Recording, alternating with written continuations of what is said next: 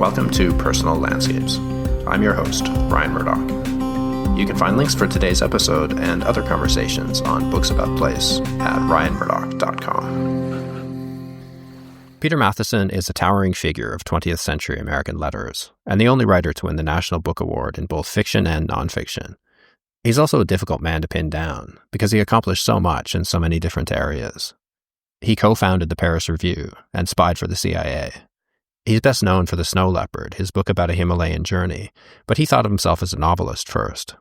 Others focused on his nature writing, his environmental advocacy, and his staunch defense of Native American rights. He was a serial adulterer, a neglectful parent, short-tempered and self-absorbed, and yet his writing students praised his generosity, and he had wonderful lifelong friends. He was also a spiritual seeker who reached the highest ranks of Zen Buddhism. How'd he come to grips with a life as varied as Peter Mathiessen's? It's no surprise that it took today's guest 8 years and nearly 800 pages. Lance Richardson is the author of True Nature, The Pilgrimage of Peter Matthiessen. We spoke about Mathiessen's privileged background, his life-changing journey to Nepal, his serial womanizing, and his greatest books. One quick note before we jump in. Personal Landscapes relies on the support of listeners like you to keep going. If you don't want it to vanish like the Snow Leopard, then please consider joining my members club. You'll support my work and get cool book lover bonuses for less than the cost of an expedition to Nepal. Go to personallandscapespodcast.com to find out more. And now, here's my conversation with Lance Richardson on Peter Matthiessen.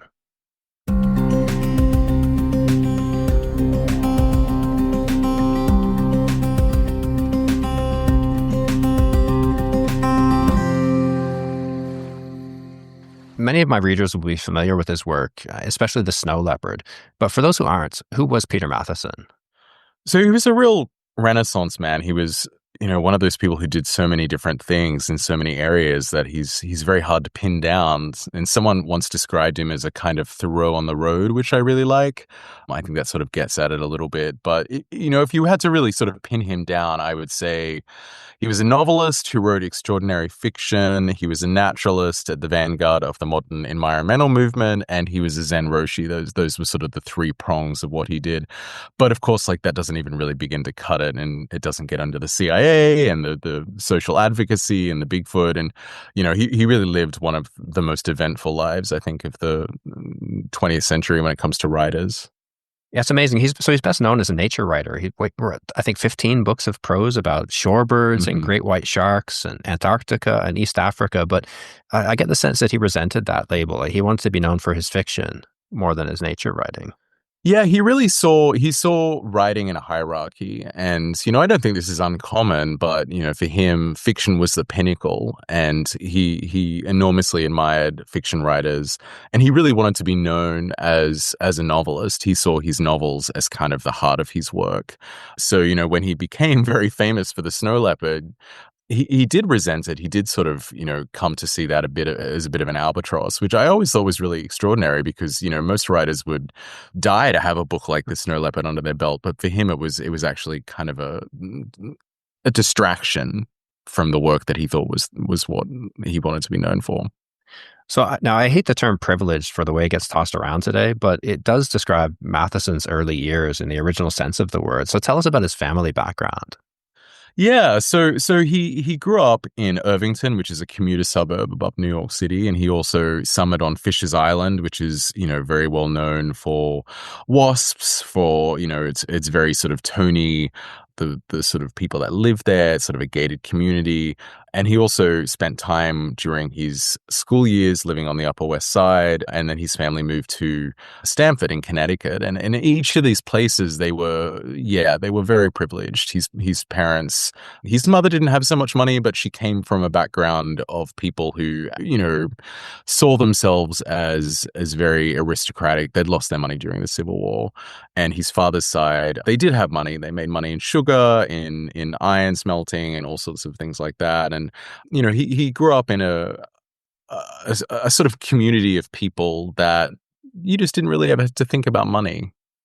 So this would be kind of American aristocracy, the world that he lived in. the sort Yeah, of East Coast absolutely. The aristocracy. blue bloods, yeah, the blue Yeah. bloods and the wasps. But he really resented that. He really, there's something called the social register, and it's very much like the yellow pages, but for the blue bloods. Being in the social register really says something about who your family is. And of course, the Mathiessens were in the social register, but he resented it and he hated that he was in the social register. And he told his parents he wanted to get pulled out of it. And the story goes that they told him that, okay, sure. And then he found out later on that he was still being listed in it, and he was very, very angry about that. But I think much of his life and the sorts of things he ended up doing were really shaped by the privilege and his sort of rebellion against that, and not really wanting to be defined by that. Yeah, I got the sense that he never really got over that teenage rebellion against his parents. Like most of us kind of deal with that in our 20s or whatever, but why do you think he didn't? Why did he drag that around for his whole life? Well, I think he never really got what he wanted out of his parents, which is, a sort of visible, if tangible love. I mean, he never felt that they were not demonstrative to people with their emotions at all. And he felt, justifiably, as it turned out, he had a conversation with his mother when he was older where she confessed that she didn't love him as much as she loved his brother and sister. But he felt that in his bones when he was young. He knew, he could feel that. And so, how do you get over that? You just, feeling like your parents don't really love you. And that certainly shaped him for decades, really to the end. So Matheson's core obsessions, the topics that he would write about again and again, emerged very early. Something I think is true for most writers. His interest in naturalism seems to have been present since childhood, and he deepened that at Yale, taking courses in ornithology and going off bird watching, when other students were focused on joining secret societies and playing sports or meeting Wall Street recruiters. He preferred to go and watch birds. Yeah, he had a roommate at Yale, a John Cole, and the two of them had a column in the Yale Daily News called Two in the Bush. And they would write about, the sorts of decoys that you might want to use in bird hunting and things like that. And that was what they were focused on. They were focused on fishing, clamming, being out in the natural world, while, as you say, everyone else at Yale was kind of very focused on getting ahead and the recruiters coming up from New York. And Peter really never had any time for that. And he never wanted to be in any of the secret societies. He was contemptuous of all that. He saw it as part of that privileged background that he wanted nothing to do with. So how much of that was rejection of that background, and how much was like a really deep core interest in nature and birds and things like this? I mean, that must have been more. That has to be more of a motivating factor than rebellion, because being pissed off is not enough to carry you through a lifetime. No. I mean, he was invested in nature from an incredibly early age. On Fisher's Island, I mentioned that they would summer on Fisher's Island, which is just off the coast of Connecticut, and they had a beach just near, a private beach near their house, and he would spend hours down there going through the rock pools and looking for birds. And when they lived in Connecticut, he had homing pigeons and he collected snakes. He was incredibly obsessed with snakes, really his whole life. But they would go and get the snakes and they would keep them in their bedroom in sort of like cubby holes and things. So yeah, there was absolutely sort of this deep investment in the natural world from early on, and the rebellion just fed into that and really kind of doubled down. He also had a lifelong interest in mysticism. And you said his first direct experience of the spiritual came while standing watch on a Navy ship in 1945. Did that glimpse plant the seed of what would become a lifelong exploration? I mean, he would say, I think, that it was the first time that he had a direct, he called it an opening, or when he got into Zen in Zen parlance, Kensho, a mystical experience moment. And that would be the first time, in conversations about this, he would point to that as the first example. But he was interested in it earlier. He talked a lot about the wind in the willows. And there's a chapter in that about Pan, a very famous chapter. And he loved this chapter from very early on, and he couldn't really articulate why. And it wasn't until later on that he came to understand that this chapter is really about mystical experience. So I think he was always very receptive to the ideas. And then when he, was on the troop ship in 1945, he was leaving San Francisco and they were going over to Oahu in Hawaii. And he had this moment, where he was up on the deck and he was alone. And the waves were kind of sluicing over the side, and he had this moment where he just felt obliterated by the waves and kind of, that sort of feeling that some people have. So you said that searching for paradise and learning to see it right here now, this was perhaps the dominant theme of his life. That's a really great description. Yeah, I mean, and that's a very Zen idea, the idea that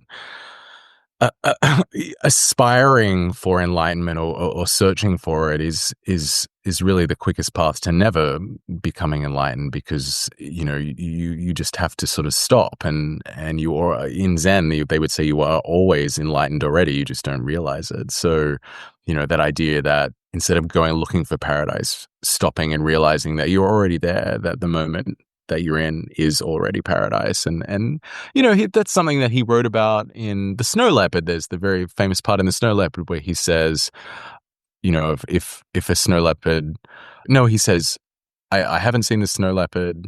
Isn't that great? Or something like that. I'm paraphrasing. And the idea that, he went there to see it and he never saw it, but then he came to the conclusion that it didn't matter, that he'd already sort of found what he was looking for anyway. So he did a student exchange to Paris, and that was a formative experience for him. As it does for so many of us, travel gave Matthiessen a chance to reinvent himself, because nobody knew him there, so nobody could remind him of his parents' expectations. And you say that unfettered by Puritanism and class pressures, he could finally try living as he wanted to live. So what did that look like for him? Yeah, so he traveled several times when he was young. He spent time in the Navy in Hawaii, but that was really the first time where he wasn't kind of constricted by an authority figure, either in the presence of his family or the Navy establishment telling him what he had to do. So this was 1948. And he goes on exchange to Paris. It's just after the war, so Paris is kind of still recovering. It's not in great shape for Parisians, but as an American, he had the resources to kind of not really worry about any of that and just actually live it up. And he really embraced it, and he traveled and went to theater and encountered Gurdjieff, which is, is the start of the sort of mysticism that he went down. That was the first place that he had the encounter there. So a lot of the seeds that would later grow into different aspects of his life were really planted on that trip. He was only there for a year. I mean, it was just an exchange, but Paris had left such a major impact on him that he went back a few years later to live there. It sounded from your book that his living arrangements, they sound quite Spartan, but it was a pretty cushioned existence. You say that when he ran out of francs, he hawked his watch and ordered another bottle of champagne. And he was able to just go off to Corsica and rent an old mansion above the harbor battlements. And so it's almost like he's testing out the bohemian lifestyle, or sort of acting it out, while at the same time he has this cushion of money coming from his family that he can always fall back on. Yeah, he also, the GI Bill, I mean, he was getting money for that too, because he was a veteran. But yeah, there was money from his parents, and him hawking his watch is something that he wrote about in his diary. So I took that from there. But yeah, just the sort of the idea of being a princeling, really, and just being able to do whatever you wanted, because American dollars was so incredibly valuable in this context, and he could just, float around. There was a fuel ration, but he had so much money he could just sidestep. And when I say so much money, I mean, he wasn't like, we're not talking crazy money here, but as a student whose currency is just, worth more than everyone else around you, it kind of opens doors. And there had been a long history of Americans living in Paris. So the Henry Miller, that would have been the 30s that Miller was there. And that, what about the Hemingway? Hemingway was earlier than Miller, was he not? Was that The Lost Generation was after the First World War? So there's a long pattern of Americans going to Paris and living much better on the American dollar, which is quite nice. Right, and he was finding really opportunities abroad as well. So he ended up going back to Paris after graduating from Yale when he founded the Paris Review, something that probably many of my listeners will be familiar with. I've got a few issues up here on my shelf. So could you say something about how that came about? Yeah. So this first encounter with Paris that he had, really, he met his girlfriend there, future wife, Patsy Southgate, and they both were incredible Francophiles. They really fell in love with the city because they felt that it was a place of freedom where they could just, be who they wanted to be. So, he goes back to Yale and he finishes up and he's sort of casting around trying to work out what to do with himself. And as a sort of way of kicking the can down the road, so he didn't really have to make an immediate decision, he signs on to teach at Yale for a semester. And while he's there, Norman Holmes Pearson, who was, a former professor of his, kind of taps him on the shoulder and sort of says, hey, are you interested in serving your country? And it's that kind of, now we sort of see it as a cliche, but back then it was very new. And of course, Pearson was talking about the CIA and sent him down to DC. And, Matthiessen jumped on board. He jumped at the opportunity because at that time, the CIA was, fledgling. It didn't have any of the sort of caveats to its reputation that it has now. And he really at that time was very apolitical. Not completely, he still had ideas, but he didn't really think too much about what it would mean to serve in this new agency. So, he signed on because they were offering to pay him to live in Paris. They were going to send him back there because Paris was, I think at some point one of them says that it was the crossroads of, intrigue or something like that. And so he really jumped at the opportunity not because he was that interested in the CIA, but because they were offering to send him back to a place that he wanted to live, and they would give him enough money that he could actually just kind of loaf around and write the novel that he wanted to write. And then that was really what it was. So he went over in 1950 with his new wife Patsy Southgate, and they caught the ship over, and then they end up living in Montmartre and not Montmartre, Montparnasse, and then it all sort of unfolds from there. And the CIA, they needed a cover. He needed a cover for that, and he's writing his novel, but that's not much of a cover because anyone who knows anything about writers, you spend all your time in a room by yourself. There's no sort of outward sign of labor. You can't really see what's going on. So he needed something a little more conspicuous. They were worried that he wasn't really covered very well. And he met somebody in one of the cafes named Harold Humes, Doc Humes, and Humes owned a magazine at the time called the Paris News Post, and it wasn't a very good magazine. And Peter came on as kind of the fiction editor, and then had the idea that, why don't they just flick this magazine off and start a new one and actually if they're going to do this, let's do it properly.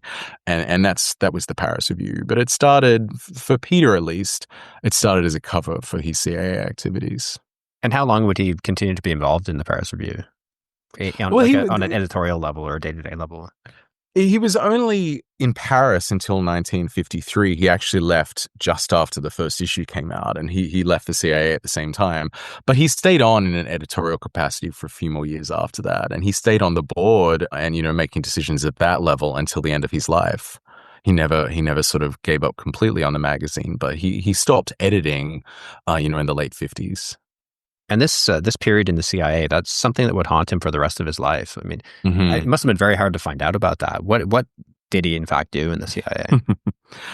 Your guess is as good as mine to some extent. I mean, he left behind, when he died, he left behind kind of memoir notes where he talked a little bit about it, but they're still, piecemeal, and he's still very cagey about exactly what he was doing. There's little threads that I go over in there, sort of turning them over to see what we can kind of work out from it. But, the only people who know definitively what he was doing are the CIA historians, and they decline to declassify the files because they don't declassify personnel records. So until they do at some point in the future, it's always going to be a bit of an unsolved mystery. But, I think what we could safely say is he was spying on, expat writers in his group and other expats who were coming over, or just sort of reporting back on what they were doing, keeping tabs on people who might become communists because, obviously the government at that time, the American government, was very worried about communism.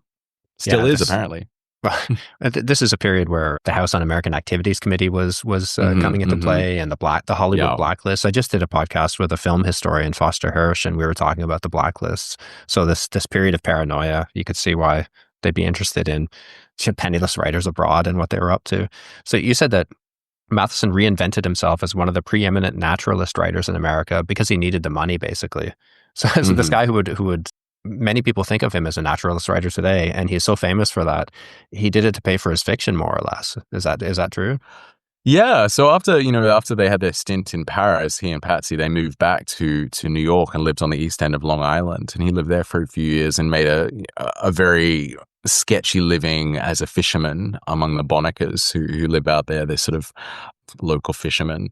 But then his marriage to Patsy fell apart and he sort of left, and he needed to make money to pay for the upkeep of his two children and to pay alimony to Patsy. And, fiction's was not making enough money for him. He'd written two novels by that point, but neither of them were really terribly lucrative or even that well received. So he sort of cast around for what he could do, and he wrote a few pieces here and there about various things. But he knew he had always been very interested in the natural world, and he had some ins at places like the New Yorker and Sports Illustrated. So he proposed writing a book about what we would now call endangered species in America, and that became the book Wildlife in America. But it very much started to just pay the bills, and then ironically enough became the thing that he was most famous for. You say that he didn't like the nature writer label. He saw himself more as an environmental activist. And he also made distinctions within his nonfiction, not just between the fiction and nonfiction, but even within the nonfiction. You say that some books were written in response to a personal interest in wildlife or place, and others were written to support a cause that he wanted to fight for. So there's very much an activist angle to that part of his writing.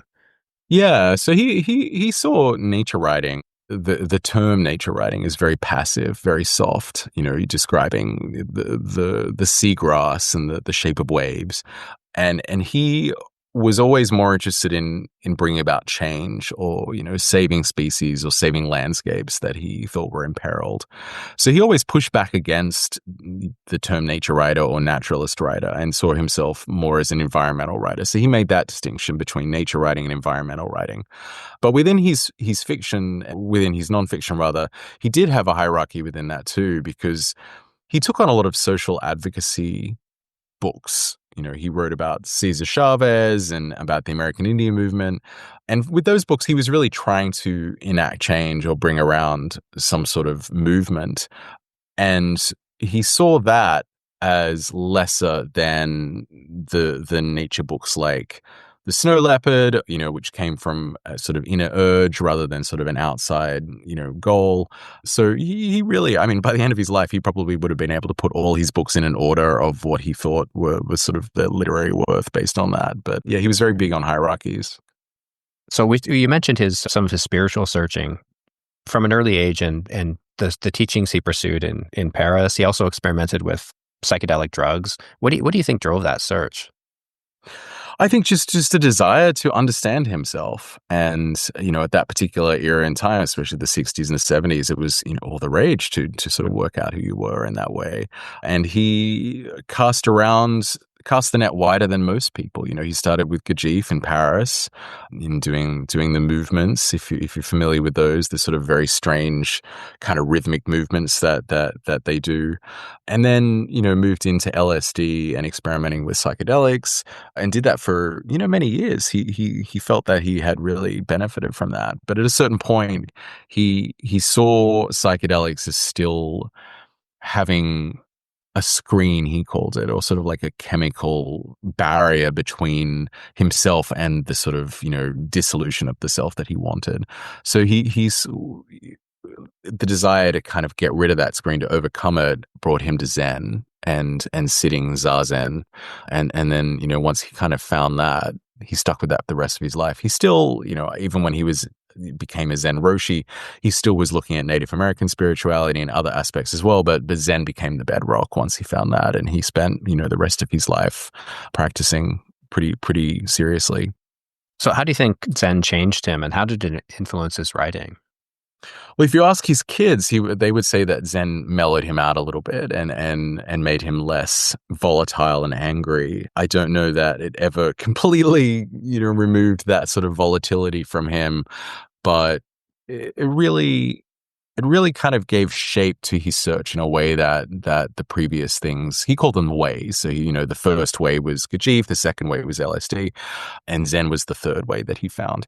And it really kind of gave a shape to his search and gave a vocabulary to it as well. Things like Zazen or Kensho rather, and Satori and those sorts of things. They allowed him to articulate exactly what he was looking for in a way that he hadn't been able to before. And I should say too that the reason he even found Zen was because of his second wife, Deborah Love. So how did that come about? Yeah, so Deborah was a searcher as well, and in some ways, kind of a more sophisticated one than Matthiessen was, because she, was able to articulate her sense of dissatisfaction in ways that he wasn't. He was just sort of an angry young man, and she was, a confused young woman, and but really could articulate that confusion much better than him. And she had her own journey. She tried LSD and psychedelics and really had very bad trips with it. She could never really get past the sort of physical aspect of it. And then she tried other things like Charlotte Siva, meditation, and sort of those sorts of things. And then she found somebody who introduced her to Japanese tea ceremony. And that was really the on-ramp for her. She loved tea ceremony, and tea ceremony, anyone that's done it, is really not that different from Zazen and just sort of sitting in a space like that. And so the person that introduced her to tea ceremony then took her to a Zendo in New York. And once again, like this is the 60s, this is like 66, 67.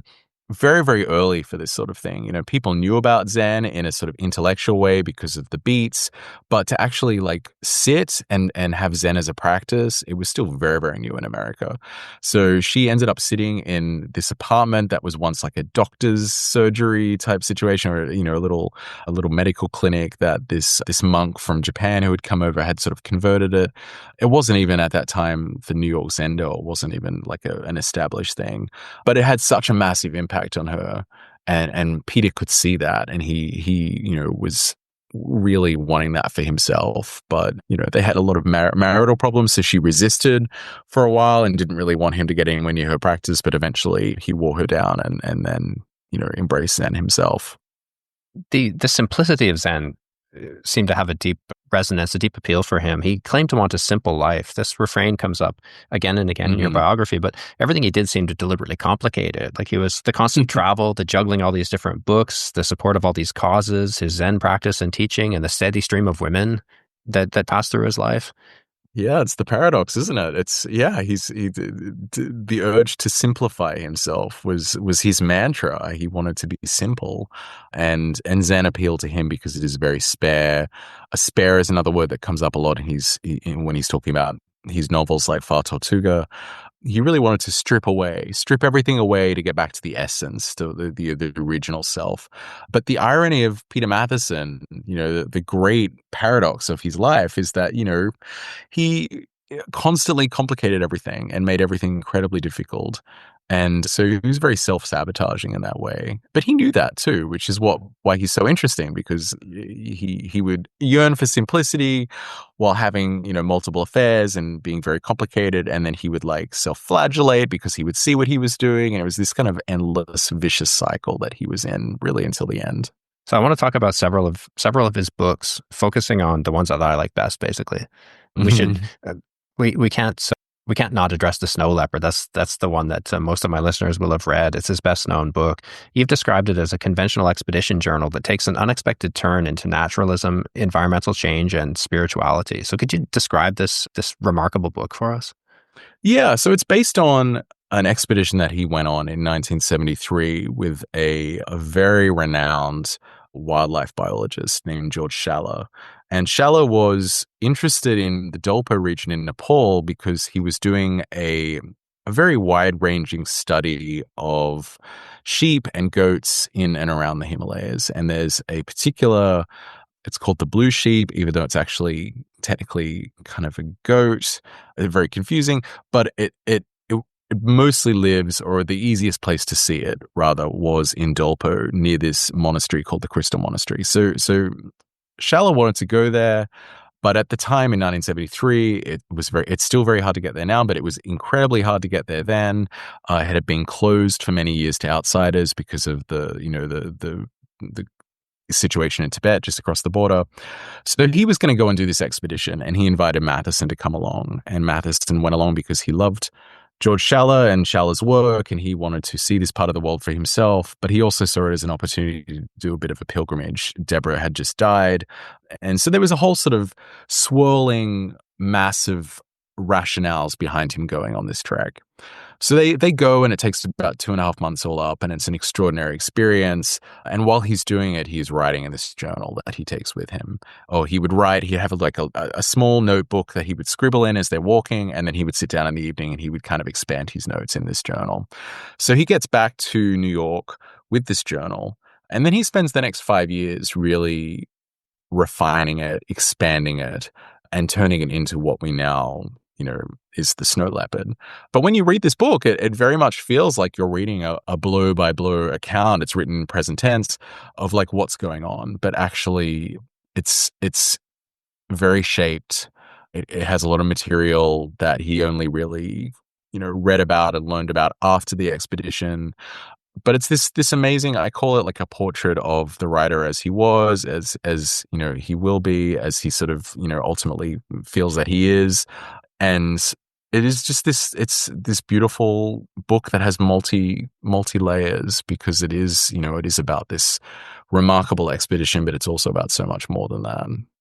It's interesting too, the way he moves so easily between science and spirituality. So he's describing the natural world and the sheep survey and, the nuts and bolts of that sort of thing, plants that he sees and animals he passes. And then he's expounding on Zen Buddhism, and there's some beautiful musings on consciousness and mortality. It's a really remarkable book, and it's very, like him, it's very hard to categorize it. And that was the thing that really, for me, resonated so strongly. The idea that, I write about this in my introduction. We sort of think about science and spirituality as kind of mutually exclusive, or sort of quite separate, religion and science, quite separate domains of thought and thinking. And he really rejected that idea and broke down the barriers between them. And as you say, like, he was writing about spirituality and science sometimes in the same paragraph. And I was really drawn to that, this sort of like very holistic way of seeing that he had in this book, or at least sort of seemed to be suggesting that he had. And that really drew me to that book. And I think it is what makes it so kind of unusual. So how did this Nepal trip change him? You quote his friend Jim Harrison saying something was different about him. He was not the same person who had set out from Pokhara at the end of September. Yeah, it's interesting that Harrison had that reaction. That was just after he got back. They had lunch together, and Jim Harrison sort of noticed that Peter seemed to be, floating above the earth, I think is almost what he says in his letters. But Matthiessen himself really saw it quite differently, and saw the return to civilization after that expedition as being quite a hard crash, and he became very depressed for quite a few months after that. How did it change him? I think it just really cemented his Zen practice, which was still pretty new in 1973. He'd only been doing it for kind of 3 years at that point, which is kind of almost lost when you read the book. You don't realize how new it actually is for him, because it was, as I said, the book was written over the course of 5 years. So it comes out in 1978, by which time he's been doing Zen for 8 years. So you read this book and it's sort of very steeped in Zen. But at the time of the expedition, he was still, a novice. He was still very new to it all. So I think it definitely sort of cemented that aspect of his practice. He hit a new level as a writer with that book. So, it changed him in those sorts of ways, but in other ways, didn't change him at all, because he still was searching, and he still the cycle continued of the self-destructive. Yeah.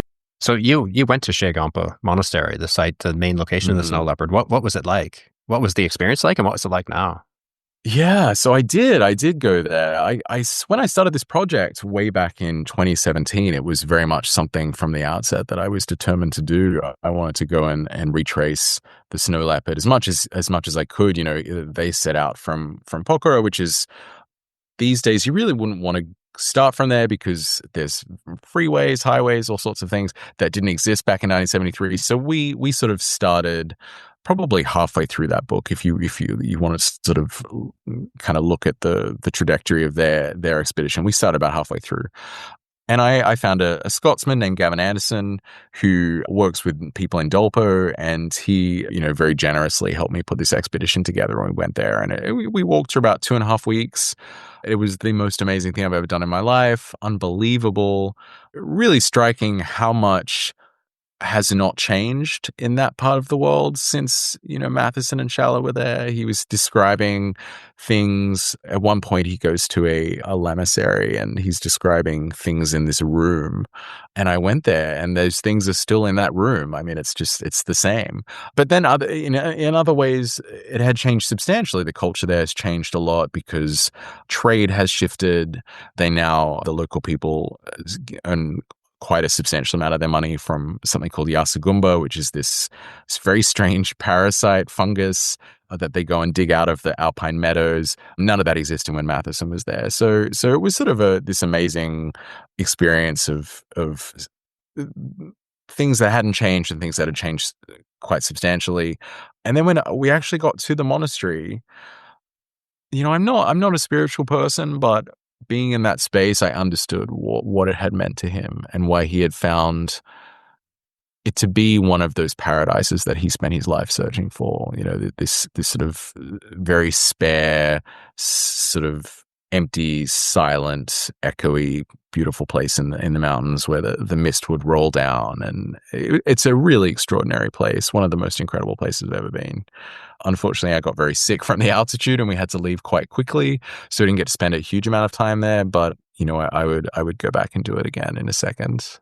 You've got some great photos on your website as well. I'll put a link to that in the show notes. Yeah, James Appleton. We this photographer came with Gavin and I, and he also had a little drone, and he'd sent a drone up as we were walking over the mountains and got all this incredible footage. Yeah, some fantastic photos. So this another topic comes up in this book. I don't want to go too much into this tangent, but what the hell was his obsession with Bigfoot?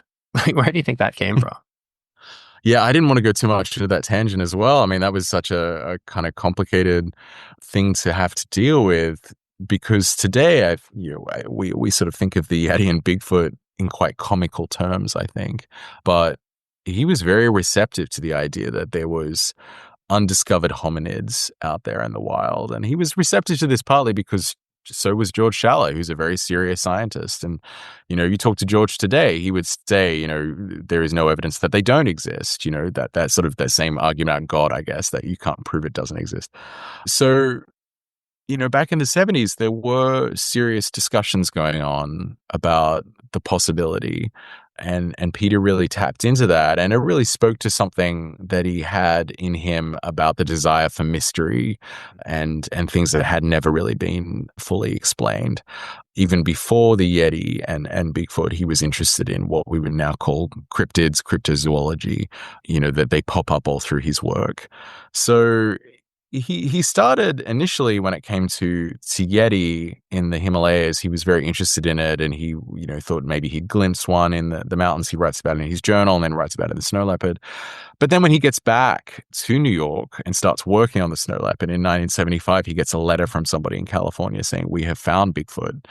And it's sort of one of those carrots in front of a donkey, and he can't resist, and he just sort of writes back, and the floodgates open, and he goes down this very strange rabbit hole that initially starts from a place of scientific inquiry, wanting to find evidence that the Bigfoot exists, but then gradually over the course of months and years shifts more into belief, faith, Native American beliefs and spirituality there. So it goes through a whole journey with the way he thinks about those things. But it's very hard to write about it without kind of making light of it. And that was very tricky, but I couldn't leave it out because so many of his later books actually kind of tie back to it in really strange, surprising ways. Something like In the Spirit of Crazy Horse, which is about the American Indian movement, and Leonard Peltier really began because of this interest in Bigfoot. And so I had to dig into it, but it was very, very tricky to write about it. It's a very strange tangent, yeah. So back to the books. I don't tend to read a lot of nature writing. When it comes to travel, I'm more interested in culture. My background is in anthropology, and I think I'm one of the few readers who prefers Mathiessen's fiction to his nonfiction.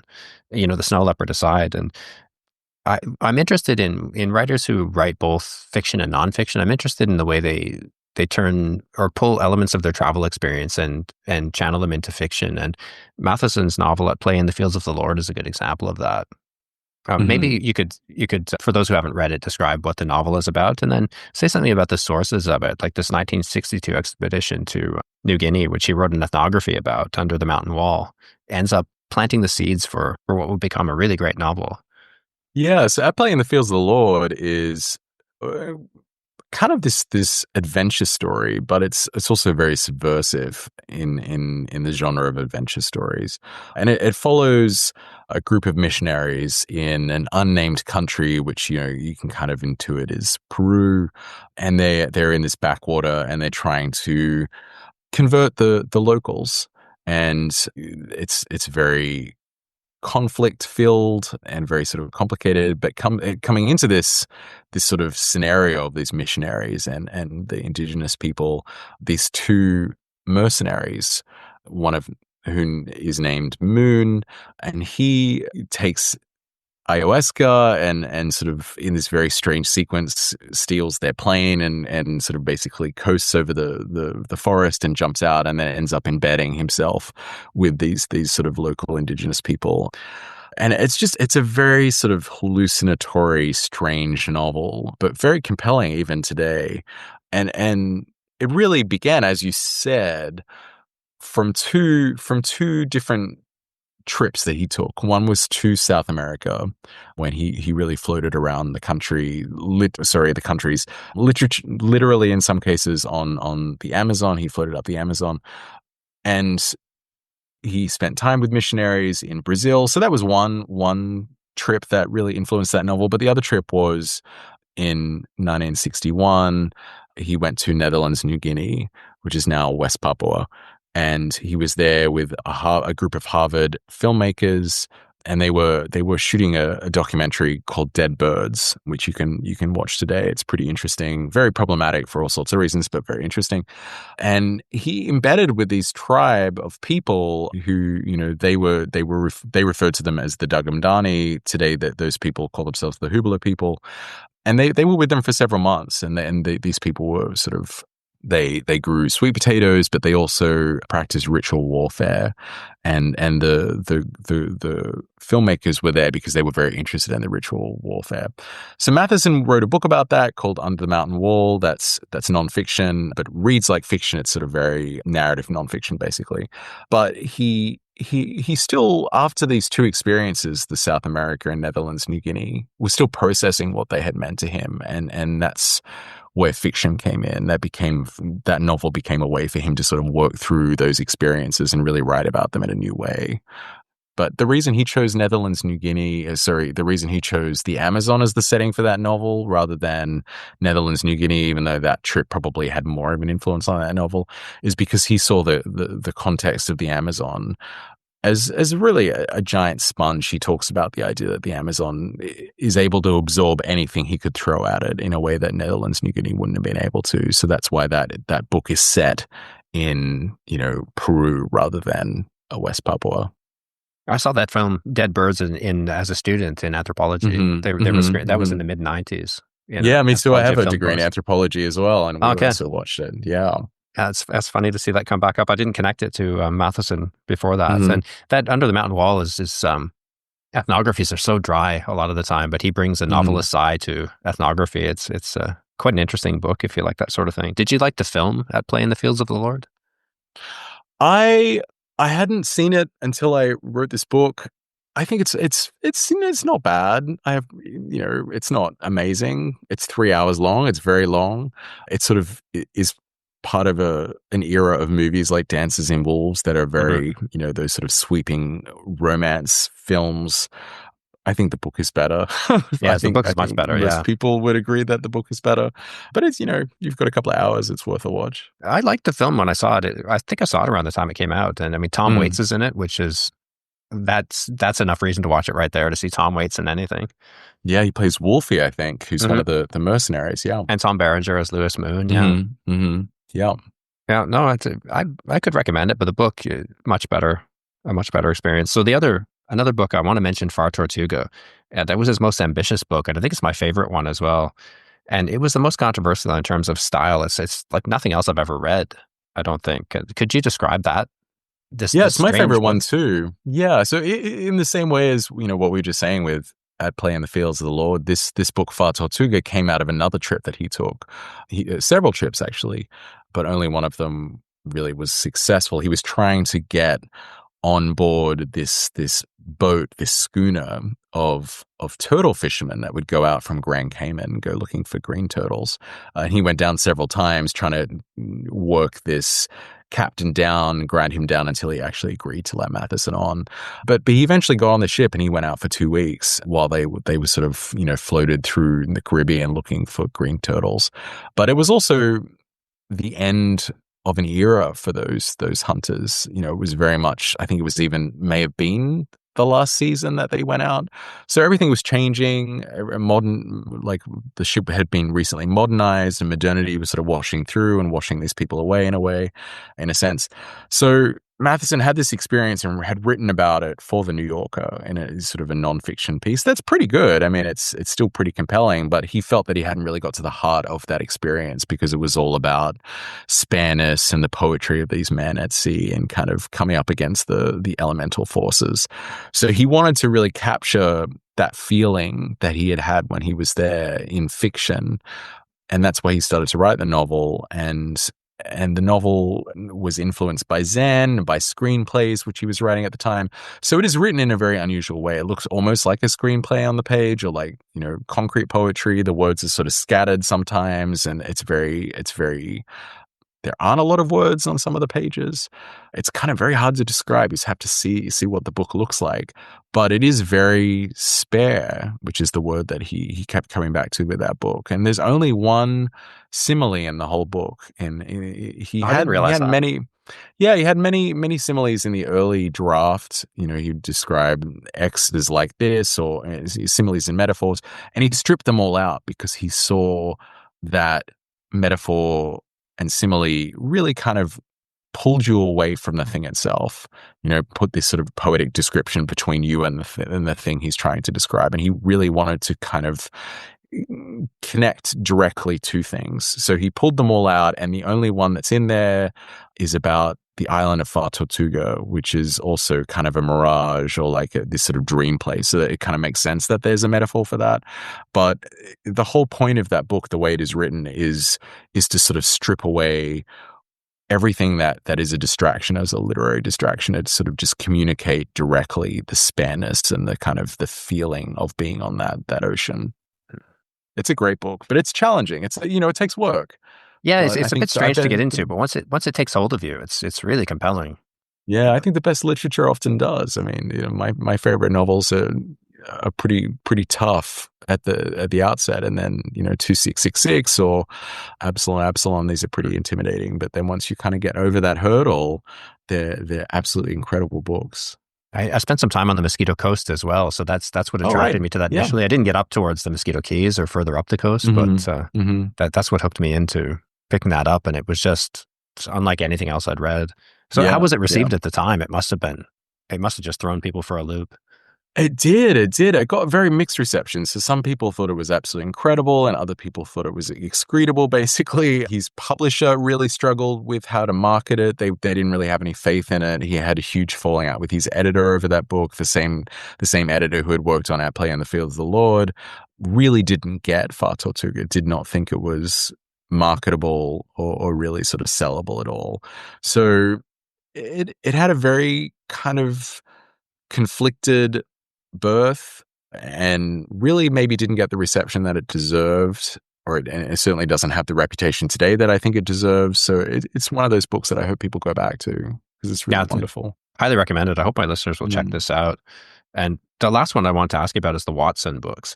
You said that of all the last wildernesses that Matthiessen wrote about during his life, none haunted his imagination as deeply or persistently as the mosquito-infested backcountry of South Florida. What was it about this that caused him to spend so much time on these books? So Florida was a landscape, South Florida, the Everglades and the 10,000 Islands, which are just sort of along the coast of the Everglades. It was a landscape that he kept coming back throughout his life. You know, when he was a child, his father would take the family down there and they'd go fishing. And then, you know, when he became a writer and in different aspects of his writing, he would find himself down there looking at different things for articles for Audubon magazine, reporting on birds or this or that. And then when Bigfoot came around, he sort of went on a hunt there for what was called the swamp ape. So it was one of those landscapes that he kept returning to in his life over and over again in different ways. So when he started to think about writing a new novel in the 80s, he had written, you know, a series of books about far-flung locations. So he wanted to write about something closer to home. And he had really been struck by a story that his father told him when he was a child about this, basically a serial killer who lived in the 10,000 Islands near the Everglades in a white house that he had built in really the wilderness. And it was sort of known to his neighbors as Bloody Watson because of these people that would die on his plantation. So Peter was really struck by this story, which is a true story. But in his initial incarnation of this novel, that was really only one thread. There were it was a much bigger sort of kind of really an environmental epic. But then as he started writing it, the Watson, he called it a strangler vine. It just sort of grew that aspect of the book and kind of took over everything else and strangled everything else to death. And then it just became this book about this guy and his plantation in the 10,000 Islands. And it just kept growing and growing and growing. And it ended up being so enormous that the publisher ended up breaking into 3 different books. And, you know, there's a very long chapter in my book about the sort of editorial saga that led to, because the second book didn't really work very well separate from the first and the third one. So he then turned around and rewrote the whole thing. And he ended up spending 25, 30 years on this novel, which is kind of wild if you think about it. And he wrote this book called Shadow Country ultimately, which is a distillation of those 3 novels, which you can still get as individual volumes. But if you just want to sort of read the whole thing, just pick up Shadow Country, which actually won the National Book Award in 2008. So is he still the only writer who's won the National Book Award in both fiction and nonfiction? Yeah, he is. He's won it 3 times. 1, 2, 3. Yeah, because he won for actually the Snow Leopard twice, because the categories used to be different. There used to be many more categories than they are now. And so he actually won in 2 consecutive years for the Snow Leopard in different categories. Yeah. I'm reading Shadow Country right now. I've just finished book 1. It's fantastic. The multiple perspectives, multiple characters, and it's so interesting too, because it's a bit of this is not like the Everglades National Park. This was a frontier at this point, right? With people eking out an existence on this hurricane-ravaged coast, and a bit of slightly lawless, still cut off from the world. I would say very, very lawless. Yeah, I mean, this is turn of the century, so it's decades before the national park, and even in Shadow Country, I think the second volume, it's called Book 2 in Shadow Country. I think it's still the rockiest of the 3, but it's better than if you were to read it as Lost Man's River, which is what it was initially known as. But I think the first and the third book of Shadow Country and sort of when they were 3 volumes are the best ones. Yeah, it's a great book though. It's one of those like American epics that just sort of really says so much about the country and where it came from. Yeah, it's so interesting. It's and the writing is fantastic. It's such a well-written book. So he was known for savaging galleys and being reluctant to stop tinkering with a manuscript. But this whole Watson saga took that to an entirely new level. Like you described his editor coming down and sitting at this long table, and they would just go through this 900-page thing sentence by sentence, and then over and over again. Yeah, there's a picture in the book and the photo insert that I took of a copy of Killing Mr. Watson, which is the first volume of that book when they were published individually. And it's a published book, you know, it's a paperback, and Peter has opened it and edited it in the book, and not even just a little bit, like it just completely ripped it apart. So it is, there is more red pen, or blue pen rather, on these pages than most people would put on an unpublished manuscript. And this is a published book, but he was such a perfectionist, and he thought he could Wow. make it better and better and better. So yeah, I just put it in there because I was like, I don't even need to say anything about this. I just put this picture in there, and it just is like this image of obsession because it is just completely covered in ink, but it's a published book. Like, what are you doing? And everyone around him thought he was completely nuts for doing this. But then Yeah, he turned let it around and won the go. National Book Award. So he kind of, felt very vindicated in the end, I think. Wow. Oh, I haven't seen the photos. I've just got the galley here, so I'm looking forward to seeing the actual book and the photos Yeah. that you've included.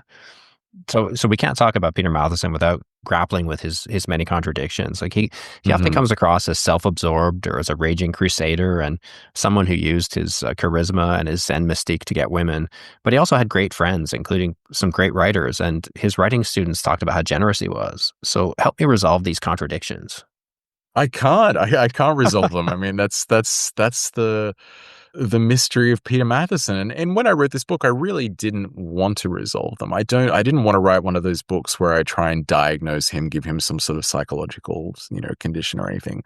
Because I don't think people can really be solved or sort of untangled. I mean, everyone is very complicated, and some people more complicated than others. So I really just wanted to present him in all his contradictions and sort of, explain maybe why some of those contradictions existed, but not try and solve them or sort of untangle them.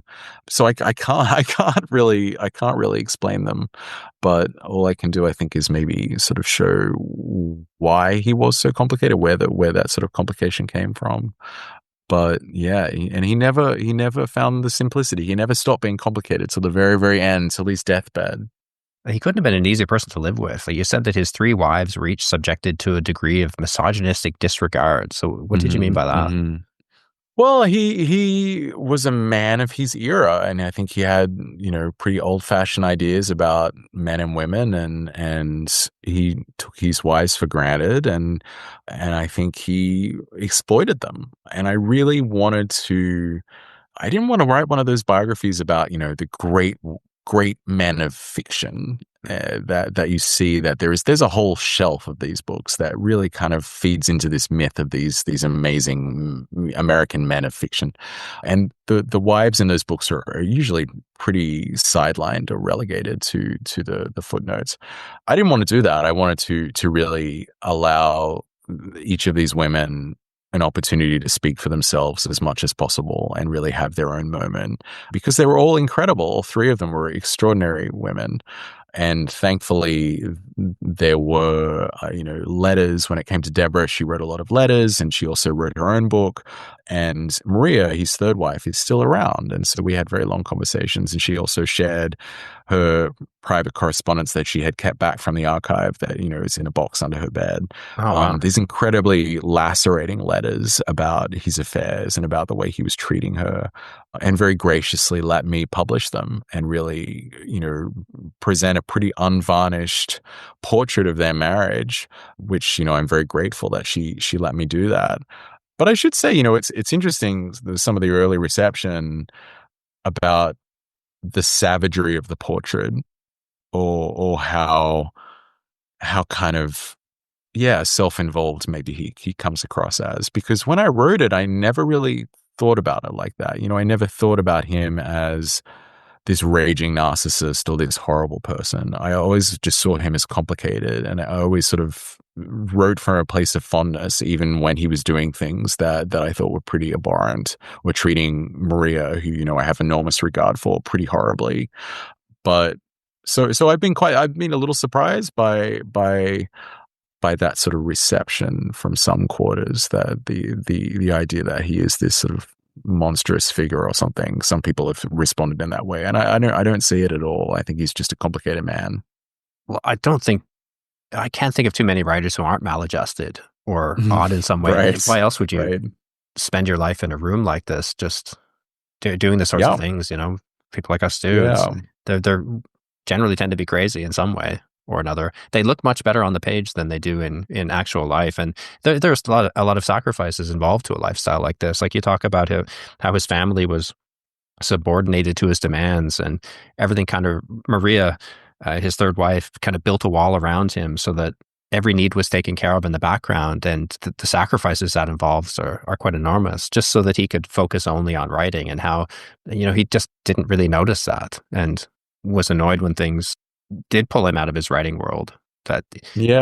I thought that was a quite a compelling picture, and it's I didn't think there was anything savage about that. It's just Yeah. the day to day. It's just, as you say, it's not an unfamiliar story, but maybe what is unfamiliar is the the kind of unsparing nature of the way I write about it. Like I maybe, everyone kind of knows that that's the way these marriages often went, but maybe they're not necessarily written about in this sort of detail.